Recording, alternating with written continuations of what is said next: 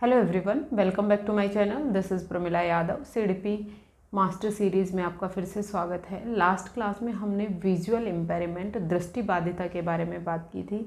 आज की जो हमारी क्लास रहने वाली है वो है हियरिंग इम्पेयरमेंट। क्या है? Hearing impairment. हियरिंग इम्पेयरमेंट का क्या मतलब है? श्रवण बाधिता। क्या है? श्रवण बाधिता। जिन बच्चों में सुनने से रिलेटेड दिक्कत पाई जाती है, सुनने में उनको प्रॉब्लम होती है, उन बच्चों को हम कौन से बच्चे बोलते हैं? हियरिंग इम्पेयरमेंट, हियरिंग इम्पेयर्ड बच्चे बोलते हैं। देखिए, जो हियरिंग इम्पेयर्ड है, जो श्रवण बाधिता है, वो बच्चे के डेवलपमेंट को प्रभावित करती है, बच्चे के विकास को प्रभावित करती है। बच्चे का जब विकास होता है तो जब बच्चा कम्युनिकेशन सीखता है, बच्चा बातचीत करना सीखता है, तो वो कैसे सीखता है? पहले वो सुनता है, फिर वो कुछ बोलना सीखता है। लेकिन अगर बच्चे में सुनने से रिलेटेड ही प्रॉब्लम पाई जाए, बच्चा सुन ही नहीं पाए, तो वो बोलना भी नहीं सीख पाएगा। इसका मतलब क्या हुआ? जो हियरिंग है, जो सुनना है, वो स्पीकिंग को, बोलने को भी प्रभावित करता है। किसको? स्पीकिंग को भी प्रभावित करता है। जितने भी बच्चे लैंग्वेज को एक्वायर करते हैं, जब बच्चा जन्म लेता है, जब वो 2 से 3 साल के आसपास का होता है, तो वो अपने इन्वायरमेंट में जो भी लैंग्वेज बोली जाती है, उस लैंग्वेज से उस भाषा को ग्रहण करता है, एक्वायर करता है। लेकिन जब बच्चे को सुनने से रिलेटेड ही प्रॉब्लम पाई जाएंगी, तो वो ना तो सुन पाएगा और ना ही वो बोल पाएगा। तो जिन बच्चों में हियरिंग इम्पेयरमेंट पाया जाता है, उन बच्चों की स्पीकिंग और जो कम्युनिकेशन स्किल्स हैं, उनको प्रभावित करता है। हियरिंग इम्पेयरमेंट, जो श्रवण बाधिता है, वो किसके कारण होती है? श्रवण बाधिता का मतलब क्या है? सबसे पहले देखते हैं श्रवण बाधिता का मतलब क्या है। हियरिंग इम्पेयरमेंट का मतलब है कि कोई भी बच्चा या तो पूरी तरह से ही नहीं सुन पाता, या फिर वो बहुत ऊंचा सुनता है, या फिर उसको किसी हियरिंग एड की ज़रूरत है, फिर उसके बाद वो सुन पाएगा, या फिर उसकी आई की सर्जरी करनी पड़ेगी, तब उसके बाद सुन पाएगा। तो जो ये हियरिंग इम्पेयरमेंट है, ये एक अम्ब्रेला टर्म है। इसमें कम से लेकर और डेफ्थ तक, जो बिल्कुल बहरे होते हैं, वो हर रेंज के जो व्यक्ति होते हैं, जिनको भी सुनने से रिलेटेड प्रॉब्लम होती है, वो सब किस में आते हैं? हियरिंग इम्पेयरमेंट में आते हैं, श्रवण बाधिता में आते हैं। जो श्रवण बाधिता है, ये किसके कारण होती है? श्रवण बाधिता है, ये जन्म से हो सकती है, किसी भी बच्चे में जन्म से ही हो सकती है। और सबसे बड़ी बात क्या है कि जब बच्चा माँ के गर्भ में होता है, तभी डॉक्टर ये डायग्नोस करके पता लगा सकते हैं कि उनके बच्चे में हियरिंग इम्पेयरमेंट है या फिर नहीं है। बच्चे के जन्म के तुरंत बाद ही बच्चे में अगर हियरिंग इम्पेयरमेंट है, जैसे ही बच्चे ने जन्म लिया, अगर बच्चे में हियरिंग इम्पेयरमेंट है और वो किस लेवल का, किस टाइप का इम्पेयरमेंट है, उसको भी वो सोल्व कर सकते हैं, उसकी प्रॉब्लम का सॉल्यूशन पाया जा सकता है। हियरिंग इम्पेयरमेंट है, ये किसके कारण होता है? ये हेरिडिटी के कारण भी हो सकता है, ये वातावरण के कारण भी हो सकता है, दोनों कारण से हो सकता है। या फिर बच्चे की जन्म के बाद अगर बच्चे के कान में कोई इन्फेक्शन हो गया, उस इन्फेक्शन की वजह से भी बच्चे को सुनने से रिलेटेड प्रॉब्लम हो सकती हैं। या फिर जो हमारा ईयर है, ये मेनली 3 पार्ट्स में डिवाइड करके हम पढ़ते हैं। एक तो होता है हमारा आउटर ईयर, सेकंड होता है हमारा मिडल ईयर, और थर्ड होता है हमारा इनर ईयर।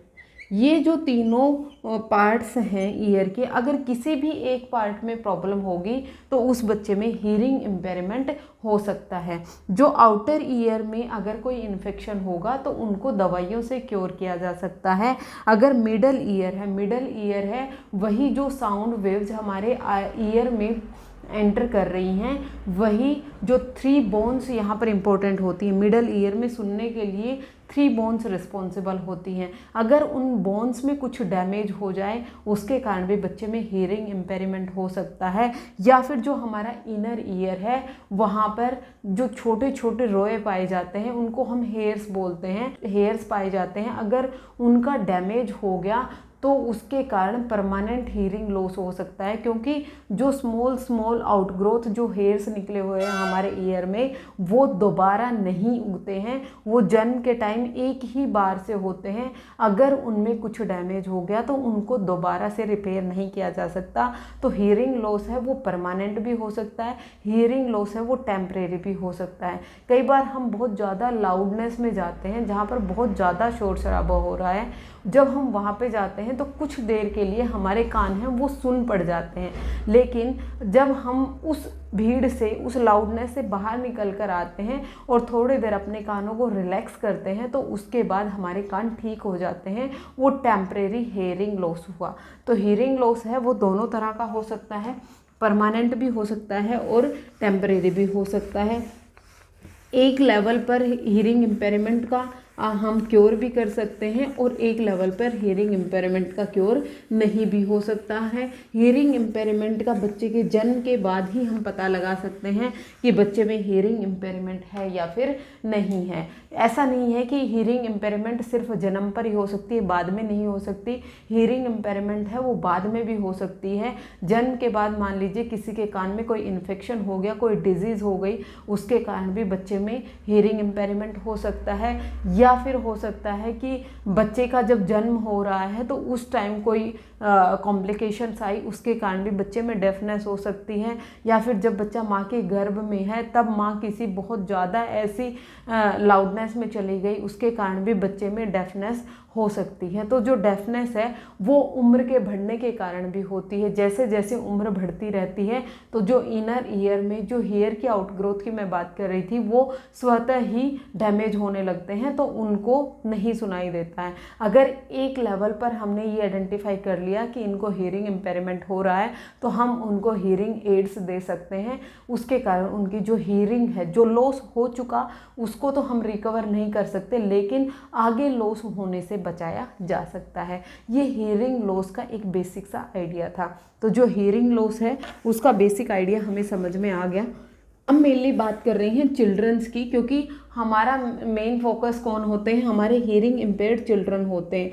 जो हियरिंग इम्पेयरमेंट जिन बच्चों में पाई जाती है उन बच्चों को कौन कौन सी प्रॉब्लम्स को फेस करना पड़ता है वो हम देखते हैं। देखिए यहाँ पर बच्चा 2 तरह की स्किल्स में पीछे रह जाएगा। एक तो रिसेप्टिव स्किल्स, मतलब कुछ ग्रहण करना, जिनको हम ग्रहणात्मक भी बोलते हैं, और दूसरा जो हमारी एक्सप्रेसिव स्किल्स हैं उन दोनों में वो पीछे रह जाएगा, रिसेप्टिव में भी और एक्सप्रेसिव में भी। एक्सप्रेसिव का मतलब क्या हो गया, बोलना हो गया, स्पीकिंग हो गया, और रिसेप्टिव का मतलब हो गया लिसनिंग।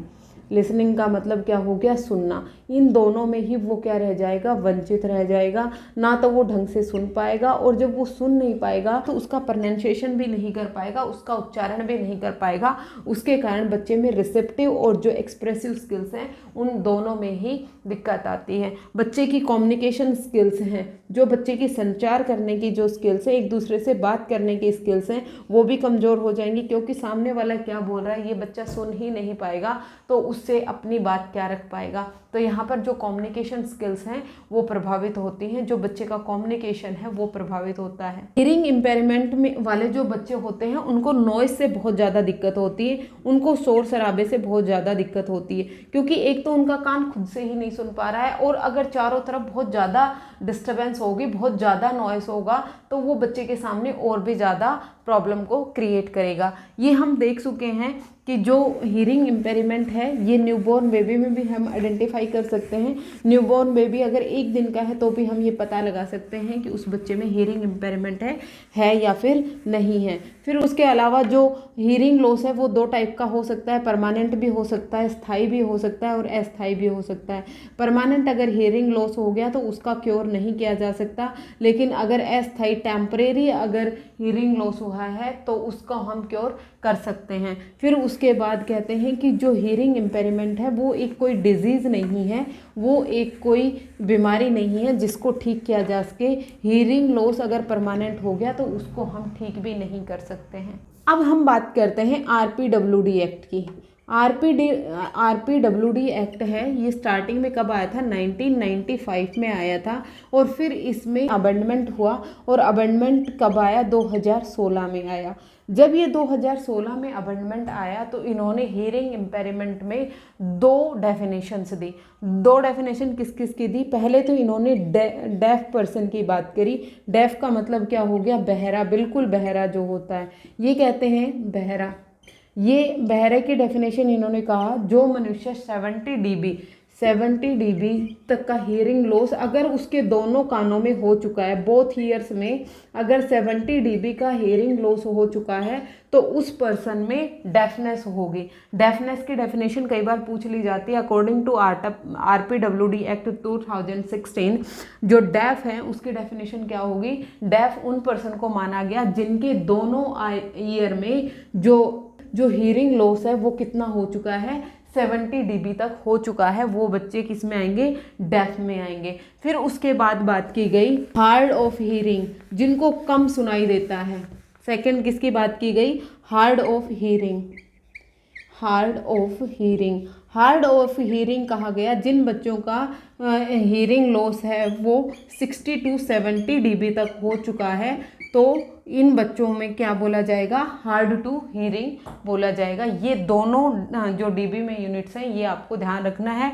डीबी है, एक बार डीबी की ही फुल फॉर्म पूछ ली गई थी। डीबी है वो क्या होता है? डेसिबल होता है, और डीबी का एक्सप्रेशन भी यही होता है, पहले स्मॉल डी आएगा और फिर कैपिटल बी आएगा। कहीं आप ये लिख दें तो ये गलत हो जाएगा।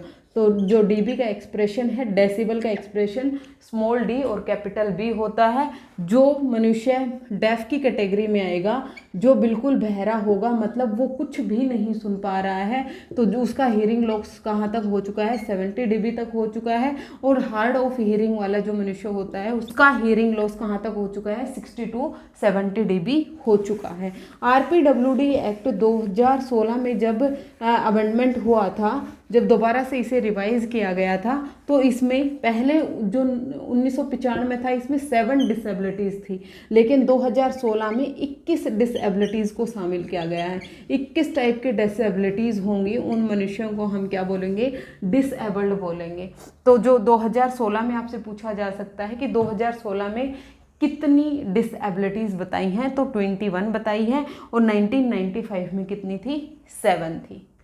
अब उसके बाद हम बात करते हैं identification of hearing impaired children. Hearing impaired children की आइडेंटिफिकेशन कैसे कर सकते हैं? एक तो हम मेडिकल टेस्ट से कर सकते हैं, ये हमें पता है कि हम जाकर मेडिकल टेस्ट करवाएं, उससे हमें पता चल जाएगा कि हमें कौन सा लेवल का और किस टाइप का हियरिंग लॉस है। उसके अलावा हम ऑब्जर्वेशन से, अवलोकन से भी पता लगा सकते हैं कि किसी बच्चे में क्या है? हियरिंग लॉस है। अगर आप किसी बच्चे को बुला रहे हैं, अगर किसी बच्चे को आप मंदी आवाज़ में बुला रहे हैं, कम धीमी आवाज़ में बुलाते हैं, और अगर वो नहीं सुन पा रहा है, तो इसका मतलब क्या है? बच्चे में डेफनेस है। और अगर आप बच्चे को लाउडनेस से भी बोलते हैं, बहुत तेज़ी से बोलते हैं, तो इसका मतलब भी क्या है? बच्चे में हियरिंग इम्पेयरमेंट है। अगर आप जितना मर्जी जितना ज़ोर से चिल्ला लें तो भी बच्चे को नहीं सुनाई दे रहा है, इसका मतलब वो डेफ है। लेकिन अगर आप लाउड बोल रहे हैं और वो बच्चा सुन ले रहा है, तो इसका मतलब वो हार्ड ऑफ हियरिंग है। तो हम अवलोकन से, हम बच्चे की ऑब्जर्वेशन से, हम बच्चे को ऑब्जर्व करके भी पता लगा सकते हैं कि उस बच्चे में क्या है?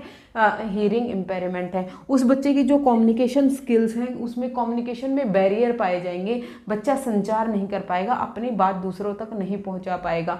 वो बहुत ज़्यादा रिपीटेटिव व्यवहार शो करता है, बार बार अपनी चीज़ को रिपीट करता है। एक वो बहुत लाउड बोलता है, बहुत लाउड बोलता है, क्योंकि उसे ये लगता है कि उसे तेज लाउडली सुनाई देता है तो दूसरे को भी लाउडली सुनाई देता है।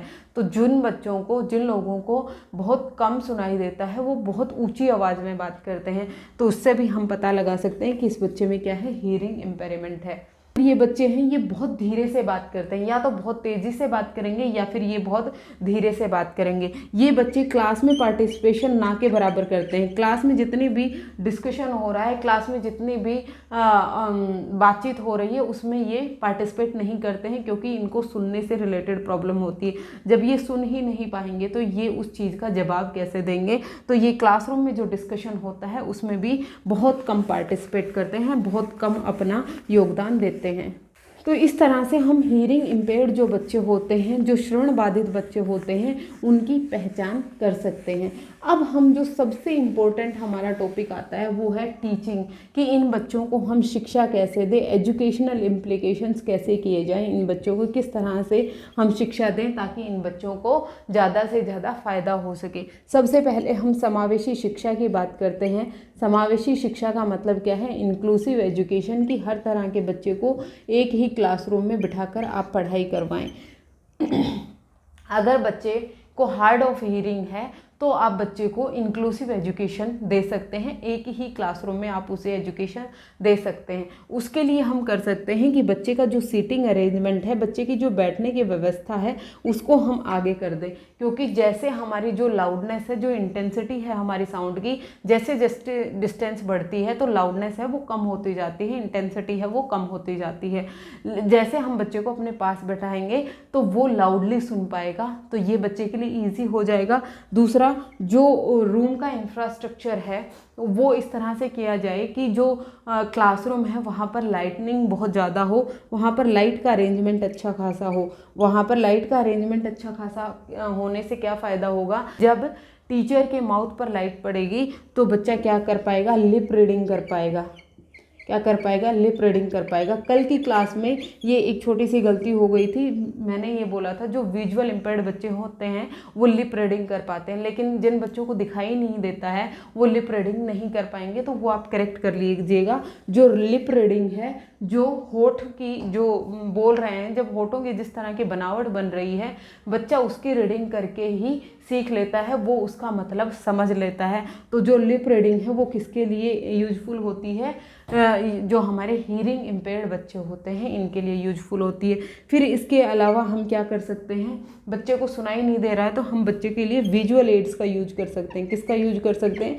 विजुअल एड्स का यूज कर सकते हैं। हम बच्चे को दिखाकर पढ़ा सकते हैं। अगर हम बच्चे को मैप पढ़ाना चाह रहे हैं तो हम एक मैप दिखा देंगे बच्चे को। माउंटेन्स के बारे में सिखाना चाह रहे हैं तो माउंटेन्स दिखा देंगे। हम बच्चे को पिक्चर्स की मदद से भी सिखा सकते हैं, या फिर हम उसके लिए ओवर हेड प्रोजेक्टर का यूज कर सकते हैं। ओवर हेड प्रोजेक्टर जो लगाए होते हैं उनमें क्या होता है? प्रेजेंटेशन होती है, उसमें टेक्स्ट के साथ साथ जो पिक्चर्स हैं हम बच्चे को वो भी दिखा सकते हैं। बच्चा सुन नहीं पाता तो बच्चा पढ़कर, बच्चा देखकर उसे समझ लेगा। इस तरह से हम बच्चे की मदद कर सकते हैं। उसके अलावा एक सबसे इम्पोर्टेंट होता है साइन लैंग्वेज। क्या होती है? Sign language. साइन लैंग्वेज में क्या होता है? बच्चा इशारे से सीखता है। जो बहरे लोग होते हैं उनकी एक स्पेशल लैंग्वेज होती है जिसको क्या बोला गया है? साइन लैंग्वेज बोला गया है। तो एक ऐसे टीचर का अपॉइंटमेंट किया जाए, उस टीचर को साइन लैंग्वेज आती हो। जिस टीचर को साइन लैंग्वेज आएगी वो बच्चे को साइन लैंग्वेज के थ्रू पढ़ा सकता है, तो वो बच्चे के लिए ईजी हो जाएगा। तो ये आपको ध्यान रखना है, साइन लैंग्वेज है ये किसके लिए इम्पोर्टेंट है? हीयरिंग इम्पेयर्ड बच्चों के लिए। और जो ब्रेल लिपि है वो किसके लिए इम्पोर्टेंट थी? विजुअल इम्पेयर्ड बच्चों के लिए। अगर हम बच्चे को कंप्यूटर पे पढ़ा रहे हैं तो कंप्यूटर में जब वो पढ़ रहा होता है तो वो साउंड नहीं सुनेगा, तो उसके साथ साथ हम कैप्शन लगा सकते हैं। जैसे हम कई बार इंग्लिश मूवी देख रहे होते हैं और हमें समझ नहीं आ रहा होता वो क्या बोल रहे हैं, तो जो हिंदी में जो कैप्शनिंग की होती है हम वो पढ़कर समझ लेते हैं कि ये कहना चाह रहा है। तो जो डेफ बच्चे होते हैं या फिर जो हार्ड ऑफ हियरिंग बच्चे होते हैं उनको हम कैप्शनिंग के थ्रू पढ़ा सकते हैं। जब आप कंप्यूटर असिस्ट जो कैप्शनिंग होती है उसकी मदद से भी हम उसे पढ़ा सकते हैं। टीचर को लाउडली बोलना चाहिए ताकि बच्चा क्लियर सुन पाए। बच्चे जब टीचर बोल रहा होता है तो वो ये ध्यान रखे, जो राइम्स जब वो पढ़ रहा होता है तो कहाँ पर स्ट्रेस देना है, कहाँ पर नॉर्मल उसे बोलना है, जो लय ताल है उसका ध्यान रखे ताकि बच्चा क्लियरली उन चीज़ों को समझ पाए। इसके अलावा जिन बच्चों को हियरिंग इम्पेयरमेंट है उन बच्चों के लिए हम क्या कर सकते हैं? कुछ एड्स दे सकते हैं। एड्स का मतलब क्या है? जिन बच्चों को हियरिंग इम्पेयरमेंट होती है इन बच्चों को मेडिकल की हेल्प भी हम दिलवा सकते हैं। जब ये डॉक्टर के पास जाएंगे तो डॉक्टर हैं इन्हें सुनने की मशीन दे देंगे, तो उससे बच्चा सीख पाएगा, उससे बच्चा सुन पाएगा। इसमें इम्पोर्टेंट होती है बिहाइंड द ईयर, या फिर हम इसे बॉडी वियर, या फिर उसे हम एक ग्लास वियर भी आता है। ग्लास वियर से हम कई बार कंफ्यूज हो जाते हैं, हमें लगता है ग्लास वियर है वो आई से रिलेटेड होगा, लेकिन ग्लास वियर है वो किससे रिलेटेड होता है? ईयर से रिलेटेड होता है, सुनने से रिलेटेड होता है। तो हम बच्चे को इस तरह की कुछ मशीनें देकर भी बच्चे की मदद कर सकते हैं। कि आपको हियरिंग इम्पेयरमेंट जो श्रवण बाधिता है उसका बेसिक समझ में आया होगा। हियरिंग इम्पेयरमेंट है, उसका कारण क्या हो सकता है। हियरिंग इम्पेयरमेंट का कारण हेरिडिटी, आनुवांशिकता दोनों हो सकती हैं। ये किसी भी उम्र में हो सकती है। ये जन्मजात भी हो सकती है, जन्म के बाद भी हो सकती है, जब वो माँ का प्रसव की अवस्था होती है तब भी हो सकता है, बाद में अगर कोई डिजीज़ हो जाए, कोई इन्फेक्शन हो जाए, उसके कारण भी बच्चे में हियरिंग इम्पेयरमेंट हो सकती है। RPWD एक्ट आपको ज़रूर ध्यान रखना है। RPWD एक्ट है, ये कब आया था, 1995 में आया था और इसमें अमेंडमेंट हुआ है कब, 2016 में आया है। जब 1995 में आया था तो इसमें 7 डिसेबिलिटीज़ की बात की गई थी, लेकिन जब ये 2016 में आया तो इसमें 21 डिसेबिलिटीज़ की बात की गई हैं। और 2016 में जब ये आया तो इसमें जो हियरिंग इम्पेयर्ड बच्चे होते हैं इसने 2 कैटेगरी में बांटा, एक तो डीफ और दूसरा हार्ड ऑफ हियरिंग। दूसरा हार्ड ऑफ हियरिंग। डेफ बच्चा किन्हें बोलेंगे, डेफ बच्चा बोलेंगे जिनका हियरिंग लॉस है वो 70 dB तक हो सकता है, मतलब 70 dB तक हो चुका है। और हार्ड ऑफ हियरिंग इनको बोलेंगे जिनका हियरिंग लॉस 60 dB से 70 dB तक हो चुका है। ये आपको ज़रूर से याद रखना है। होपफुली आपको ये सब क्लियर हो गया होगा। आज की क्लास में इतना ही, नेक्स्ट क्लास में फिर से मिलते हैं। Thank you very much.